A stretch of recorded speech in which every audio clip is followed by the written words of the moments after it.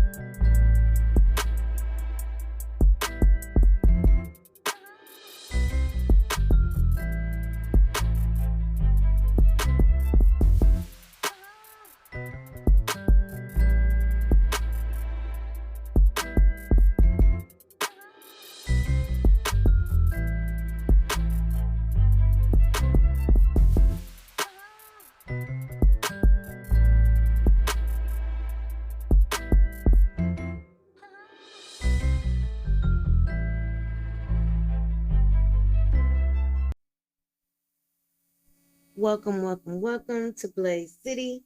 It's your girl Bella Cinderella. Happy Pride Month, everyone. So this is a time of happiness, love, joy, and family togetherness.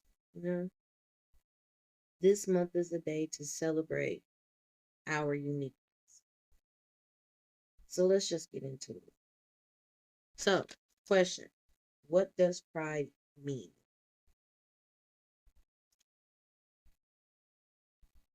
Got another question. What does pride celebrate? And when and who declared this day and why?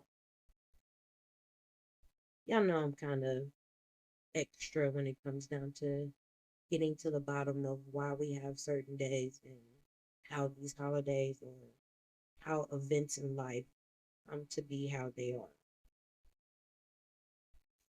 Well, pride means, and y'all know I like my Oxford definition, so a feeling of deep pleasure or satisfaction derived from one's own achievements, the achievements of those with whom one is closely associated, or from qualities or possessions that are widely admired. That's deep. Now, that one word speaks so many volumes. Pride by itself just speaks so much. Just hearing the word. That one word can explain so much in so many ways, depending on the context of how you use that word. So, what does pride celebrate? So, according to my findings, Pride is a concept as well as an annual event. This is a collective community of beautiful individuals which have accomplished community identity achievements and the struggle for equality and acceptance. Everyone who has tuned in or caught an episode know I'm a lesbian. So to be a part of a community that is like so diverse in its ways of expression, that's fulfilling. See, to know me, you would have to learn to understand my past. Y'all know me. Let's speak of the past. When and who declared Pride? So, who came up with the name Pride? Like, I've always wondered how some of the things get their title, or how do we make up the name for them. So, I'm going to do a lot of research. So I did. Well, you guys, in 1969, June 28th, at Stonewall Inn in New York, Manhattan to be exact, these brave souls decided to stand up and fight back for what they believed.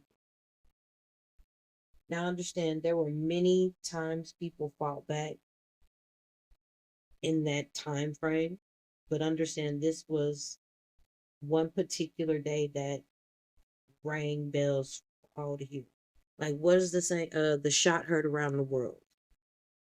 This right here was a shot heard around the world. During this time, there was the civil rights movement, the counterculture of the 1960s, and anti-war demonstrations.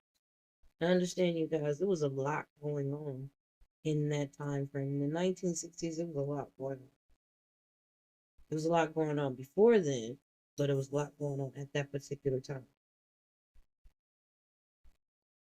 Now, understanding the time frame, we know so much hatred was apparent then, and it still is now, where the color of your skin or your sexual orientation was always the deciding factor, which and nowadays it is still the deciding factor in a lot of places. But well, that's neither here nor there. The stone wall was claimed to be owned by the Costa Nostra, which is an Italian American mafia, or La Costa Nostra. This meaning this thing of ours. Yet they catered to everyone. The faces that would come on money mattered more than the faces in which it came from. So it didn't matter who gave me the money. You know what I mean? It didn't matter what you look like. Money talks. And that goes through life. This inn hosted drag queens, transgender hustlers, homeless youth.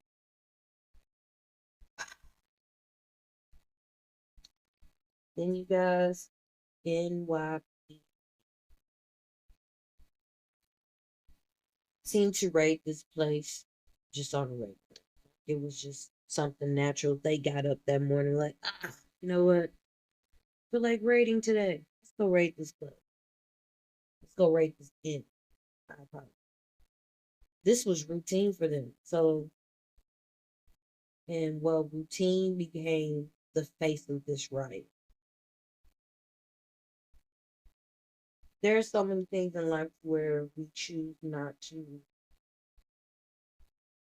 No, let me rephrase that. Where we choose to take the higher road, where we choose to take the ladder, that's our moral high. But then there are some times where you don't want to take the ladder. So with this riot, they fought back. In this riot, they became more organized activists, making or establishing places where they could just gay.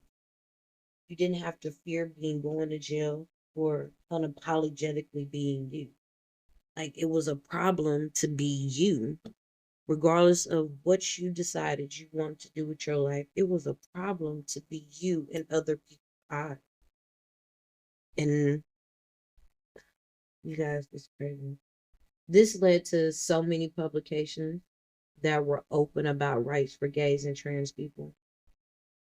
Now, within that, there were a lot of people who felt differently about trans, who felt differently. When it came down to the gay community, it was a lot of bickering back and forth on who has more rights or who felt more entitled. There,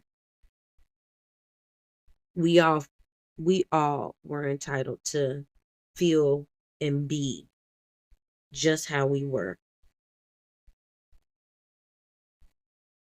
But time, as they say, time heals all wounds.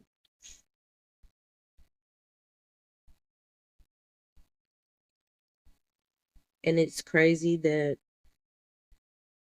how we are, how people prejudge you just because of how you look, because you may look different, or not even the fact of being different. Something about you stands out.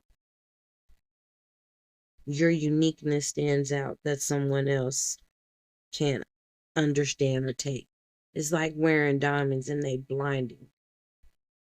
That somebody needs to cover their eyes because the magnitude of it is too great. The first anniversary of the riots was a peaceful demonstration. This is how it was known to become pride parades. Because for this, they, decorated, you know, they gave speeches. It was just being comfortable and understanding what was, and it being accepted with other peers. And you guys having a good time and accepting the fact of this is not just one person. This affects all of us, no matter how we label ourselves or what we choose to do with ourselves. This meant this was bigger than just one person. But let me give y'all this little tidbit that I did find out. The first homosexual movement was 100 years earlier. Like literally 100 years earlier. And this was in West Germany, where you wouldn't there will be no criminal charges for anyone over 21 for their sexual encounters. But understand, you guys, this was 100 years, but 3 days before the riot technically happened. So 103 days. Because the riot, 100 years now, happened 3 days after it happened in West Germany. And they legalized it there to where if you're 21, you're grown. Allow me to do what I want to do. I'm grown. But there was no criminal charges for someone else's choice in how they wanted to live their life. Now, mind you, this wasn't the only event. There were many riots, yet this was a global wave. This right here made everybody open their eyes. Sometimes we are, how do I say this? A lot of people are closed minded and me and my sister had a conversation yesterday. How can I get mad how can I get mad at you if you don't know? I can't.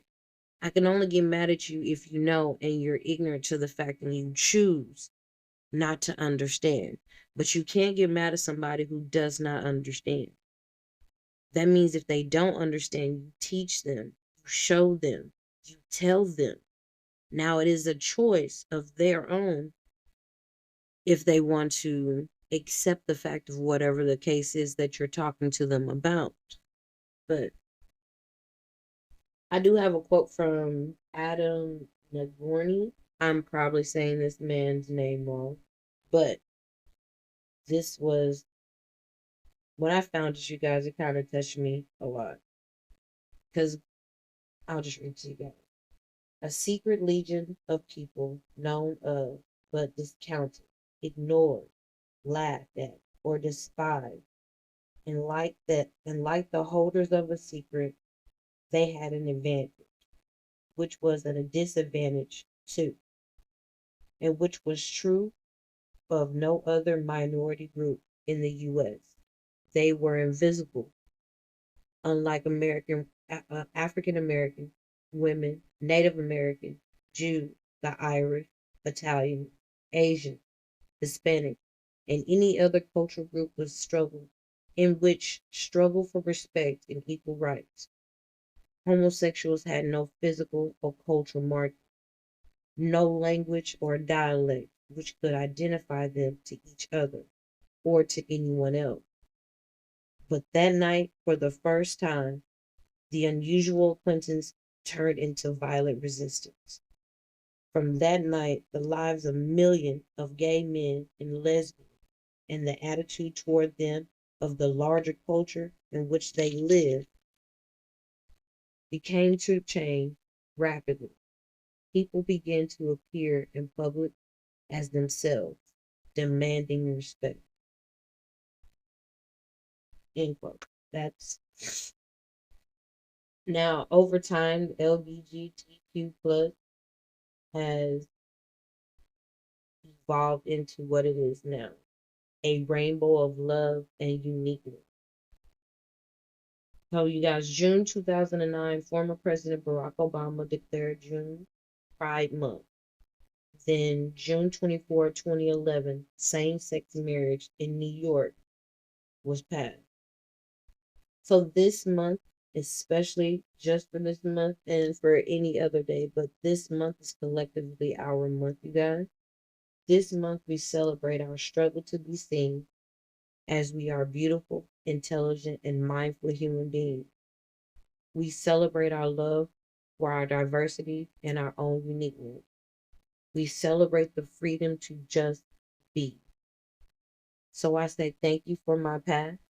I thank you for standing up and allowing the world to see us.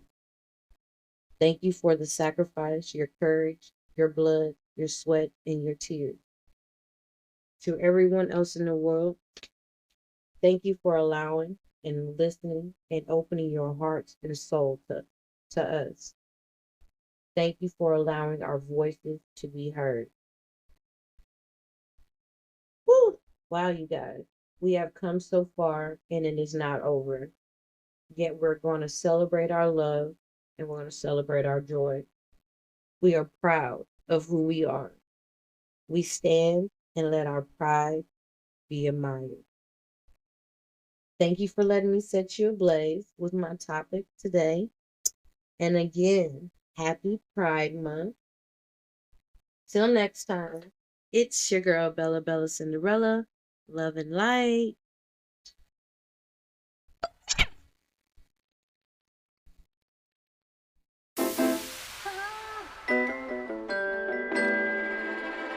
'69, 60.